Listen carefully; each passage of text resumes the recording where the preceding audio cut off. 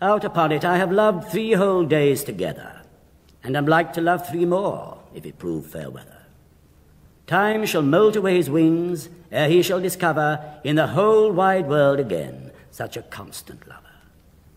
But the spite on't is, no praise is due at all to me.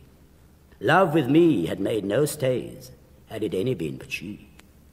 Had it any been but she, and that very face, there had been at least ere this a dozen in her place.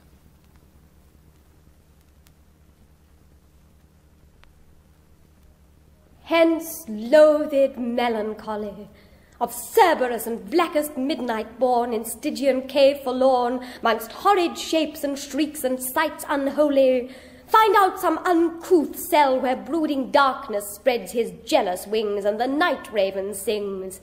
There, under ebon shades and low-browed rocks, as ragged as thy locks, in dark Cimmerian desert ever dwell. But come, thou goddess fair and free, in heaven eclipsed Euphrosyne, and by men heart-easing mirth, whom lovely Venus at a birth with 2 sister Graces more to ivy-crowned Bacchus bore. Or whether some sages sing the frolic wind that breathes the spring, Zephyr with Aurora playing as he met her once a-Maying, there on beds of violets blue and fresh-blown roses washed in dew, filled her with thee, a daughter fair, so buxom, blithe, and debonair. Haste thee, nymph, and bring with thee jest and youthful jollity, quips and cranks and wanton wiles, nods and becks and wreathed smiles, such as hang on Hebe's cheek and love to live in dimples sleek.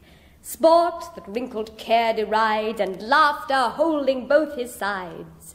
Come and trip it as you go on the light fantastic toe, and in thy right hand lead with thee the mountain nymph, sweet Liberty. And if I give thee honour due, mirth, admit me of thy crew, to live with her and live with thee in unreproved pleasures free. To hear the lark begin his flight and singing startle the dull night from his watchtower in the skies, till the dappled dawn doth rise. Then to come in spite of sorrow, and at my window bid good morrow through the sweet briar, or the vine, or the twisted eglantine, while the cock with lively din scatters the rear of darkness thin, and to the stack or the barn door stoutly struts his dames before.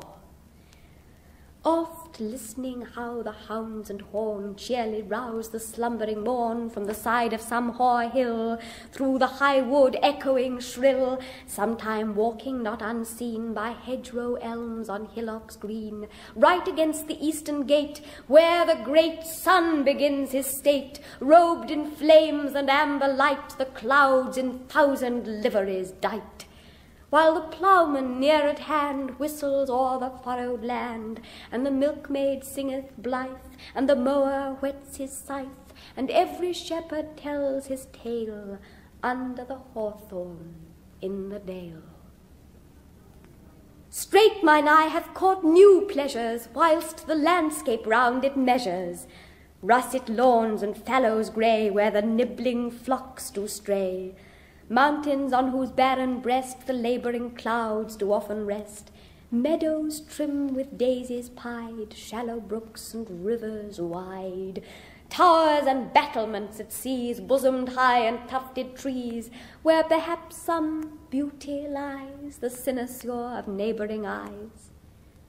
Hard by, a cottage chimney smokes from betwixt 2 aged oaks, where Corydon and Thyrsis met, or at their savoury dinner set of herbs and other country messes which the neat-handed Phyllis dresses. And then in haste her bower she leaves, with Thestilis to bind the sheaves, or, if the earlier season lead, to the tanned haycock in the mead.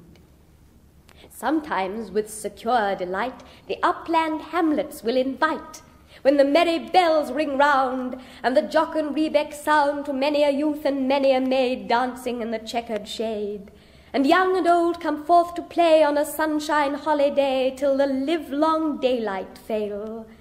Then to the spicy nut-brown ale, with stories told of many a feat, How fairy Mab the junkets eat. She was pinched and pulled, she said, and he by friar's lantern led.